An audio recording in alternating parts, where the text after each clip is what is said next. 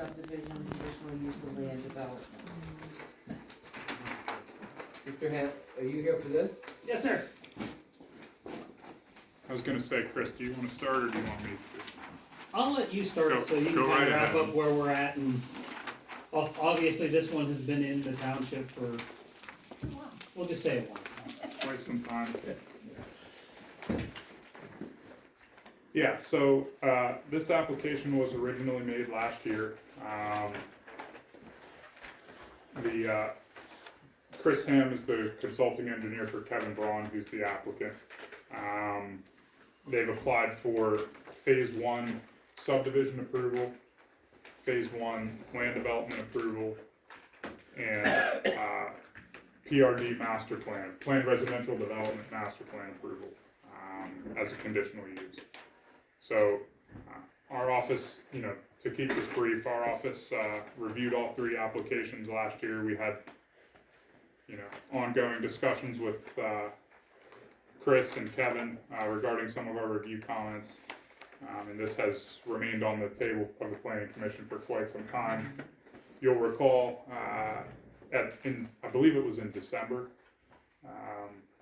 we approved the township approved a lot line revision for Walter Long Road, which set forth the road dedication area for the entirety of Walter Long Road from Route 88 up to the top of the hill where the parking lot is for Library Baptist Church and the entrance to the Walter Long Manufacturing Company, and the area for the cul-de-sac at that location. So that subdivision was reviewed, it was approved by the Planning Commission and the Board of Supervisors, and I believe it's ready for recording. So one of Banks and Engineers' biggest concerns with the phase one subdivision and the phase one land development was the ownership of the roadway. And Kevin and Chris and Keith Higgins, the surveyor, and their crew over there have gone through this process to set forth the road dedication area such that they can prove ownership and have a document that would someday serve as a deed of dedication to Union Township to accept Walter Long Road as a township road. So, like I said, Bankson has done a couple different reviews of this. We've been in communication with Chris's office. Our latest review letter is dated October 8th of 2024. Chris has responded to it and we've reviewed it. So, Chris, do you want to? Yeah, I think we've addressed all the comments. Just so everyone kind of take a half step back. The plan that was just recently approved and ready for recording basically sets forth, make sure we have at least a 50-foot right of way the whole way up over the hill, per township standards. Some of that is coming from the church, some of that is coming from Walter Long, the Long Brothers, but it is a minimum 50 feet the whole way up. Basically, what we did was on that we took center line and went 25 feet towards the church. On the Mineral Beach side, in a lot of places we actually have more than 50 feet, but we wanted to get at least 25 feet the whole way up the hill, right away on minimum to the right away from center line over. Since then, I think we've addressed all of the comments. One of the big ones was Canadian American with the water. There's a water vault for Water Long located towards 88 and Water Long Road. If this plan's approved and we move forward, that water vault will actually be removed from Water Long Road and moved up towards the entrance of the Mineral Beach outside the right of way, with the line continuing up the hill. So the line will become, Water Long service line will be completely removed from within the paved cartway. I think that was one of the larger outstanding items. I think that, and like TJ mentioned, I know working a lot with Solicitor Maple, trying to hammer out the actual ownership of Water Long Road was a process. So the issue is, so Mr. Ham and his, Mr. Braun have provided, there's been other people involved also. have provided suitable documentation to the township that the road from is it Bloxham or Blossom Lane up to Church? What's it called? Bloxham. Weird name. From Bloxham Lane up to the church, it's all to our satisfaction, correct? Mhm. Now, the issue is from Bloxham Lane down to Route 88. That's not an issue anymore at this point in time? No, that was addressed by the road dedication area exhibit for Walter Long Road, the entirety of the road from Route 88 intersection up To the to church. the church, yes. Now, Is shown within the road dedication area. what about the HOP? That's an outstanding issue. Yeah, once the plan that is being recorded gets recorded and everyone's name, basically everything gets shifted around to the proper names, property. Talking with TJ, we'll get the final HOP application in. So basically they have full ownership of the road from Bloxham Lane up to the church. So then there'll have to be a deed of dedication, full and plus an ordinance saying that we take over that roadway, correct? Yeah, the only thing that I would change on what you just said is that they own from the 88 intersection, not from Bloxham Lane. Okay, well, from 88 up to the Yeah, thing. exactly. So there'll have to be a deed of dedication, there'll have to be an ordinance saying, an ordinance, attached to the ordinance is gonna have to be some type of drawing description, Yes, saying what we're taking over. correct. That has to be advertised, you know this. Yeah, we assume that'd be part of the developer's agreement. I know, I'm just saying, but then we'll have to file something with the road doc at the clerk of court's office about that. Yep, I totally agree with you, and that was the intent behind that exhibit, the Walter Long Road lot line revision, which sets forth the road dedication area and, like you're saying, a meets and bounds description that would go with the ordinance. And that way, 20 years down the road, when none of us is still around, basically there'll be a record at the courthouse, because I had something just pop up on me the other day someplace else. So we don't have the same incident that You don't have the we're same dealing with all. I'm just making sure, you tell your client that's what we're gonna have, Yep, okay? and we understand the township won't take over the road until it is reconstructed and built to township standards. It's been an arduous task. So what do we need to do today? So, our review letter, Dennis, has a handful of items on it. There's easement relocations which need to take place. There is a developer's agreement which needs to be executed. I'm There gonna get that is over to Mr. Braun's attorney. financial surety for the public improvements which needs to be posted. Our office needs to conduct a review of Chris's cost estimate for the cost of the public improvements so that the developer can put forth bonding.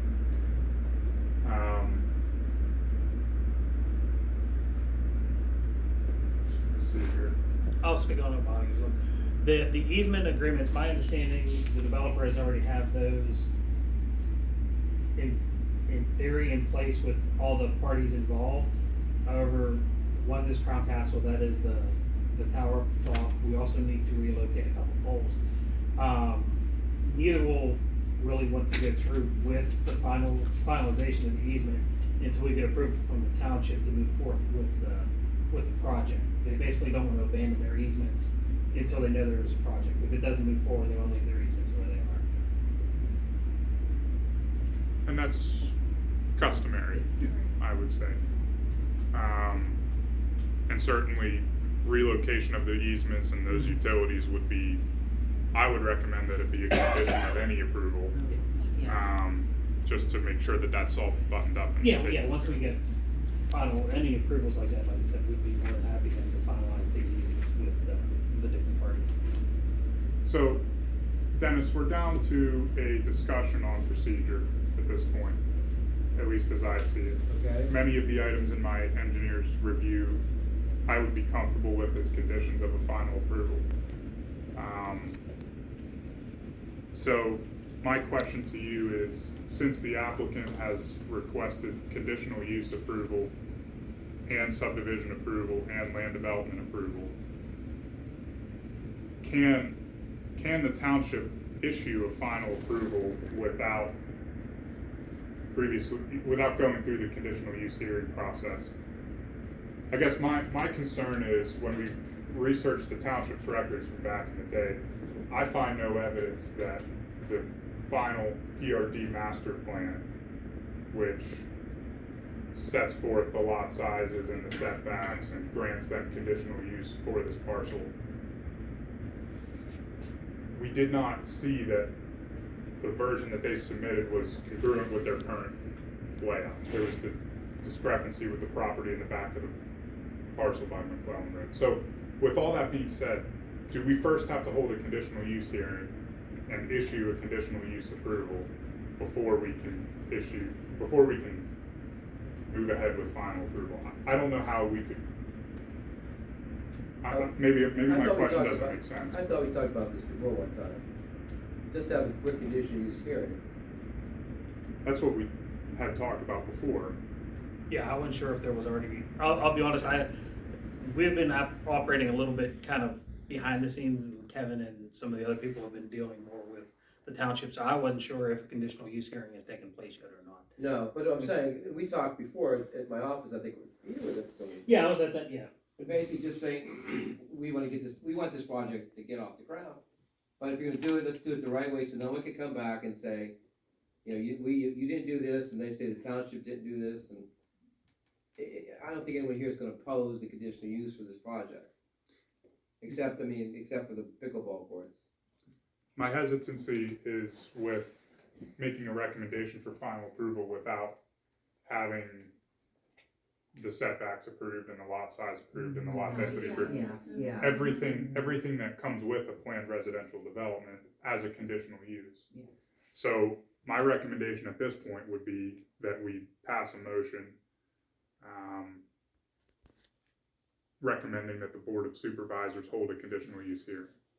And then, once the conditional use hearing has been completed, then it would be appropriate to come through for final approval for the subdivision and the land development. I do, I'm just curious why we didn't schedule the conditional use hearing 6 months ago when we started this Because conversation. we're having fun doing other things. I shouldn't laugh, I think just because there's been a lot of assumptions.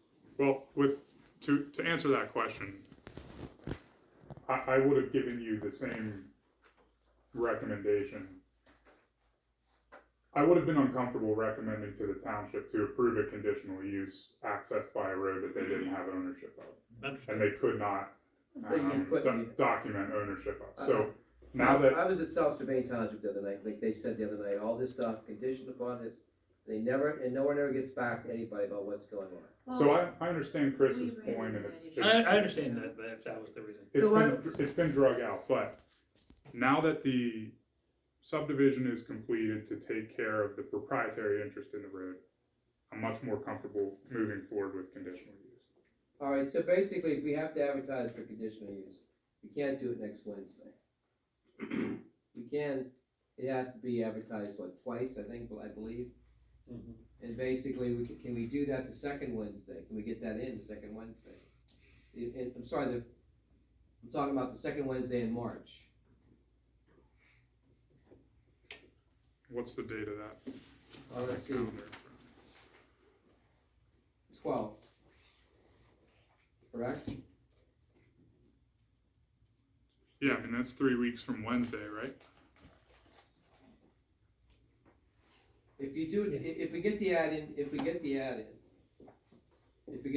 say the paper by Friday. Okay, Friday is what day, 21st? Mhm. I mean, that gives us enough time to advertise, I think. That would actually work out well, because if they hold a conditional use hearing on that day, that would still take place before the planning commission. So if we do it the second Wednesday, and it's not gonna be anything major, Chris, Mhm. just we get it done over the way, then it moves forward. Okay? So so basically, we just have to advertise something and schedule for the March 12th at 6:30. And just, I think it should only last about 15 minutes, Chris. Okay? So that'd be my recommendation, that you pass a motion to recommend to the board to hold a, But we're gonna do it anyway, Public so hearing. it's. And the conditional use hearing would be to look at the PRD. proposed development itself, where the houses sit, frontage, side, and all of that. that's correct. TJ, Alright. I'm Go ahead. sorry. I was gonna say, I remember a conversation somewhere along the way about single road in.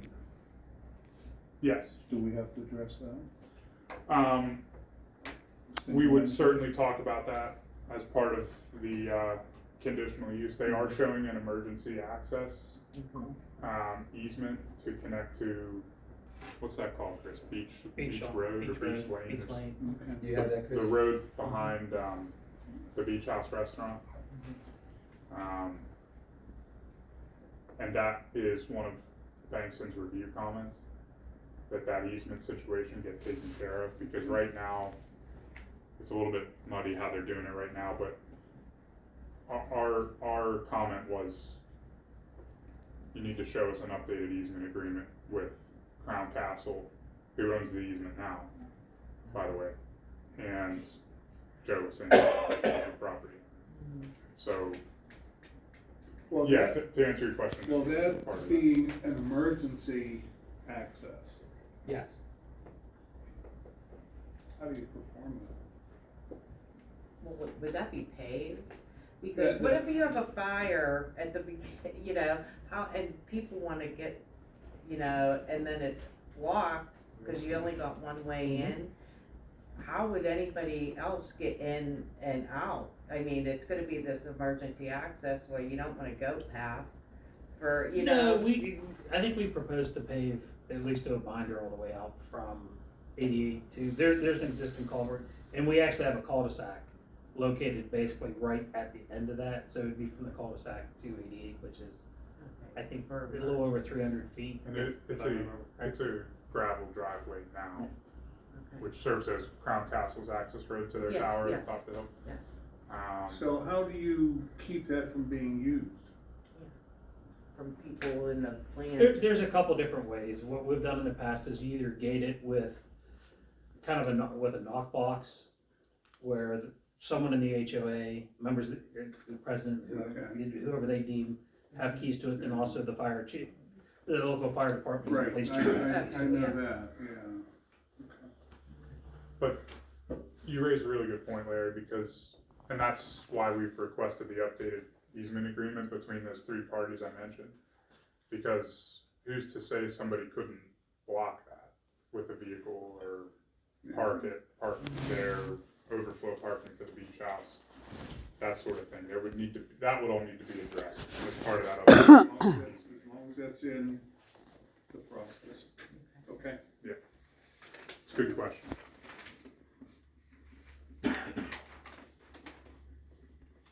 Dennis, what do we do? It's really, you can, I think he needs to, we all agree, conditional use, March 12th at 6:30. And again, just have a short presentation as much as possible. So, just, if you want, you can make a motion to recommend to have a conditional use On March 12th. No, on that's March what- 12th, yeah. you know, Yeah. for one, That's what or I'm something like looking that, for. at 6:30. Okay. So that's your motion? I'll make the motion, I'll second it. as long as TJ's satisfied also. And then we'd be looking at public hearing, or not public, planning commission meeting that night. after No, the the planning meeting. commission is the third Monday. So Oh, that'd be Monday. Monday The is, following I Monday. think it's All the right, 17th. I'm the wrong, yeah, I'm on the wrong page. Yeah. All right, Chris, anything else from you? No.